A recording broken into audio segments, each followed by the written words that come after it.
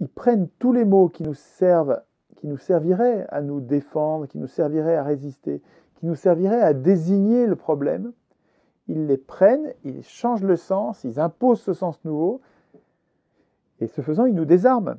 Quand ils appellent démocratie le régime actuel qui est son strict contraire, c'est génial, c'est malin comme tout, quoi. Hein.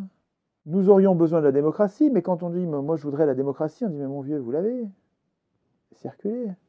C'est malin. Hein. Et on dit j'ai besoin d'une constitution. On dit mais regardez, des constitutions, il y en a partout, ça sert à rien, ça change rien, c'est pas ça. Sur Terre, il n'y a pas de constitution. Il n'y a que des textes prétendument en constitution, mais qui n'en sont pas. Une constitution, ça devrait nous protéger contre les abus de pouvoir. Une constitution devrait instituer la puissance populaire contre ses représentants pour se protéger des abus de pouvoir de ses représentants. C'est l'inverse de toutes les constitutions du monde.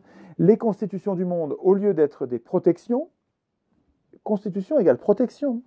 Au lieu d'être ça, les constitutions sont des prisons. Donc ce sont des non-constitutions, ce sont des anti-constitutions. Ce que nos élus appellent constitution, ce sont des anti-constitutions. Dans la Déclaration des droits de l'homme, ils avaient déjà vu le truc. Hein. Ils disaient une nation qui n'a pas de garantie des droits ni de séparation des pouvoirs n'a pas de constitution. Donc ils arrivaient très bien à imaginer qu'il y a un texte constitutionnel qui fasse mal la séparation des pouvoirs. Ils disaient mais ça, c'est pas une constitution. Et donc, les libertés sont en danger. Mais on a intérêt à maintenir cette idée vivante.